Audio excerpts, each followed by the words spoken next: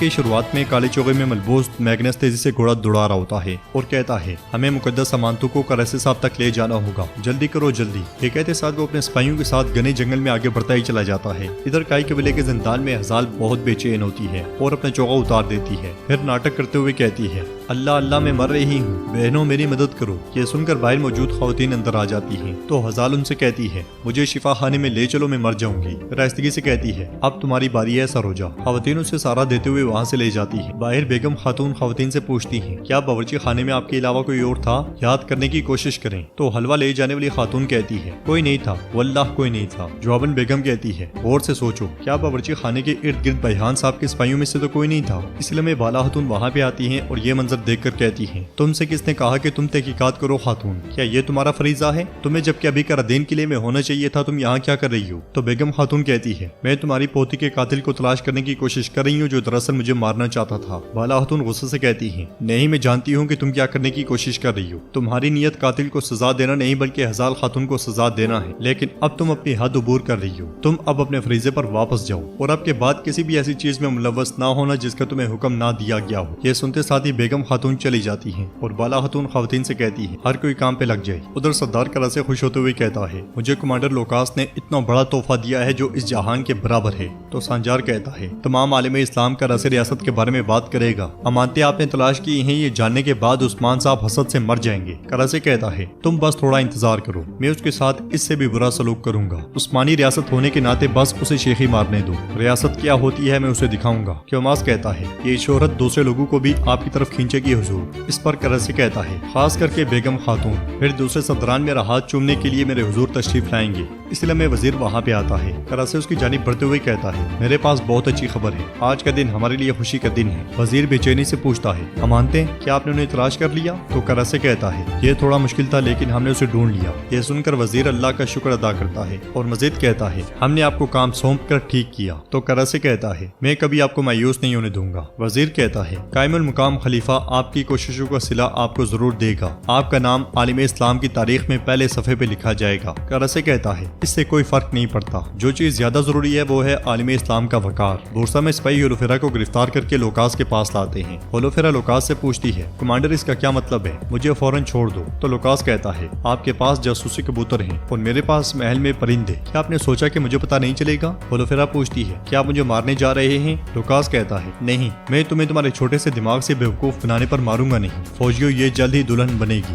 ہولوفیرا کہتی ہے میں آپ کا مطلب سمجھی نہیں۔ تو لوکاس کہتا ہے آپ کسی بھی وقت میں بازنطینی کماندار سے شادی کرنے جا رہی ہیں۔ یہ سن کر ہولوفیرا بہت زیادہ پریشان ہو جاتی ہے۔ ناظرین اس کے بعد ہم دیکھتے ہیں کہ میگنس اپنے سپاہیوں کے ساتھ خانقاہ کی جانب بڑھ رہا ہوتا ہے۔ وہ جیسے جیسے آگے بڑھتا ہے راستے میں سپاہی تعینات کرتا جاتا ہے، مگر باہر کھڑے اس کے دو سپاہی شکار بن جاتے ہیں۔ انہیں مارنے والے عثمان صاحب ہوتے ہیں جو تیزی سے آگے بڑھتے ہیں اور کہتے ہیں خانقاہ کا گھیراؤ کرو سپاہیوں۔ یہ کہتے ساتھ ہی عثمان صاحب تیزی سے آگے بڑھتے ہیں، راستے میں کھڑے سپاہیوں کا کام برہان اور بران تمام کر دیتے ہیں اور عثمان صاحب لوکاس کے پیچھے پیچھے ہوتے ہیں۔ بلندی پر کھڑے سپاہیوں کو بھی بران تیر دے مارتا ہے۔ ادھر میگنس خفیہ مقام پہ موجود ہوتا ہے، صندوق نیچے آتا ہے تو وہ اس کی زنجیریں توڑ دیتا ہے اور اسے اٹھا کر جیسے ہی باہر آتا ہے عثمان صاحب اور ان کے سپاہی اس تک پہنچ جاتے ہیں۔ عثمان صاحب میگنس کو پکارتے ہیں، میگنس بھاگتے ہوئے کہتا ہے مار ڈالو اسے۔ بازنطینی ان کے راستے میں حائل ہوتے ہیں اور میگنس بھاگ نکلتا ہے۔ عثمان صاحب اور ان کے جانباز بازنطینیوں پہ ٹوٹ پڑتے ہیں اور میگنس صندوق لے کر ایک رسی کے ذریعے نیچے اتر جاتا ہے۔ آگے بڑھتے ہوئے عثمان صاحب راستے میں موجود تمام کافروں کو مار گراتے ہیں اور پھر میگنس کو بلاتے ہوئے کہتے ہیں میگنس تم خوش قسمت ہو کہ تمہارے پاس امانتیں ہیں۔ عثمان صاحب کو نیچے آتا ہوا دیکھ کر رسی کی بنی سیڑھی کو میگنس آگ لگا دیتا ہے اور کہتا ہے تمہیں امانتیں کبھی نہیں ملیں گی عثمان۔ یہ کہتے ساتھ ہی وہ گھوڑے پر سوار ہو کر وہاں سے نکل جاتا ہے۔ آگ کے قریب پہنچتے ساتھ ہی عثمان صاحب وہاں سے کود جاتے ہیں اور التوتان عثمان صاحب کے لیے نیچے تیار کھڑا ہوتا ہے۔ عثمان صاحب ایک لمحہ بھی ضائع نہیں کرتے اور التوتان پہ سوار ہو کر اس کے پیچھے نکل پڑتے ہیں۔ شفا خانے میں ہزال لیٹی ہوتی ہے اور زبردست ناٹک کرتی ہے۔ یہ دیکھ کر طبیبہ اسے پرسکون کرنے کی کوشش کرتی ہے اور سونے کی دوائی پلانے کی کوشش کرتی ہے مگر ہزال نہیں پیتی۔ وہ مسلسل ساروجا ساروجا پکارتی ہے کہ اس لیے میں باہر سے دائی کو کسی کے آنے کی آواز سنائی دیتی ہے۔ وہ جلدی سے باہر آتی ہے جہاں پہ ایک سپاہی زخمی ہوتا ہے۔ دوسری طرف سے ساروجا ایک گھوڑا گاڑی لے کر وہاں پہنچ جاتا ہے اور ہزال کو بلاتے ہوئے کہتا ہے ماں آ جاؤ۔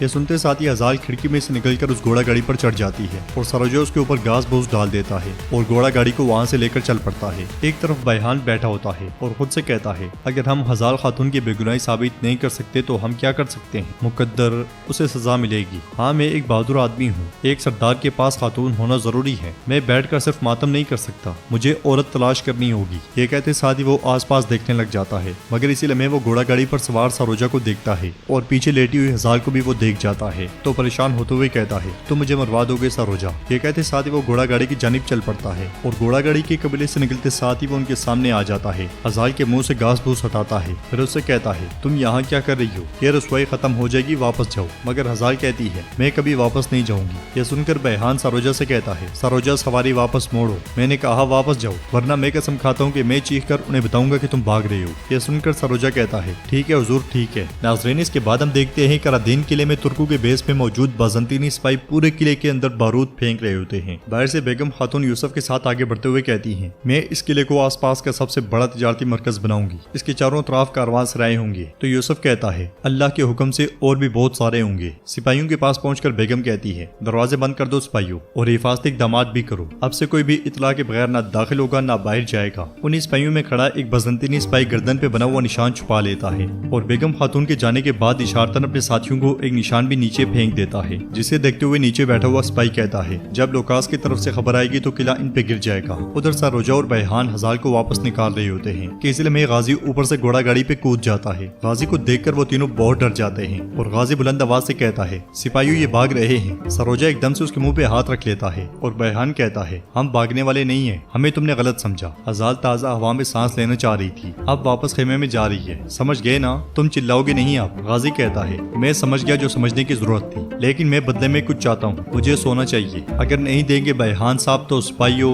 ये सुनते साथ ही सरोजा एकदम से उसके मुंह पे हाथ रख लेता है और कहता है, बाबा इसे दे दें। सोने का एक सिक्का लेने के बाद गाजी वहाँ से भाग जाता है। उधर उस्मान साहब मैग्नेस के पीछे पीछे होते हैं और निशाने पे आते साथ ही खंजर मारकर उसे घोड़े से गिरा देते हैं। फिर तलवार बेनियाम करते हुए कहते हैं, तुम्हें मेरे गजब से कौन बचाएगा? तो मैग्नेस उठते हुए कहता है, चूंकि तुम यही चाहते हो तो फिर तुम्हारी मौत मेरी तलवार से होगी उस्मान। ये कहते साथ ही वो भागकर उस्मान साहब पर हमला कर देता है, मगर उस्मान साहब लात मार के उसे गिरा देते हैं। मैग्नेस उठता है और अपनी पीठ में से खंजर निकालकर मुकद्दस अमानतों वाला संदूक खोल देता है और उस्मान साहब से पूछता है, क्या तुम मुकद्दस अमानतें चाहते हो? मैं इन्हें तुम्हें दे दूंगा, लेकिन टुकड़ों में। ये देखकर उस्मान साहब कहते हैं, जुर्रत ना करना, वरना मैं तुम्हें जहन्नुम वासिल कर दूंगा। मैग्नेस कहता है, मैं एक बार मरूंगा, लेकिन तुम बार बार मरोगे, क्योंकि तुम अपनी मुकद्दस अमानतें नहीं बचा सकोगे। ये कहते साथ ही वो खंजर अमानतों में मारने ही लगता है कि उस्मान साहब एकदम से तलवार फेंकते हैं जो उसके पेट से आर पार हो जाती है। मुकद्दस अमानतों के संदूक को गिरता हुआ देखकर उस्मान साहब उसकी जानिब लपकते हैं और गिरने से पहले ही संदूक थाम लेते हैं। इसलिए में उस्मान साहब के सिपाही वहां पहुंचाते हैं और अमानतें देखकर सब बहुत खुश होते हैं। अमानतों को देखते हुए उस्मान साहब दरूद शरीफ पढ़ते हैं। उनके साथी भी उनके पीछे बैठ जाते हैं। कांपते हाथों के साथ उस्मान साहब अमानतों को हाथ लगाते लगाते खुद को रोक लेते हैं और सब दुआ मांगने लग जाते हैं। अमानतों को देखते हुए सबकी आंखें नम हो जाती हैं और उस्मान साहब कहते हैं, या रब तेरा शुक्र है, तेरा बेहद शुक्र है, तमाम हम्दो सना तेरे लिए है। तूने मुझे ये कीमती अमानतें तलाश करने की तौफीक अता की। या रब तो जमीन और आसमान का मालिक है, तमाम हम्दो सना तेरे लिए, हम्दो सना तेरे लिए। तूने मेरे जैसे बंदे को ये अता की। या रब तेरा शुक्र है, तमाम तारीफें तेरे ही लिए हैं, तमाम तारीफें तेरे ही लिए हैं। ये कहते साथ ही उस्मान साहब संदूक बंद कर देते हैं और एपिसोड भी इख्तिताम पजीर होती है। कैसे लगी आपको एपिसोड नंबर 166 और इसके सातों पार्ट्स? हमें कमेंट में आप बताइएगा।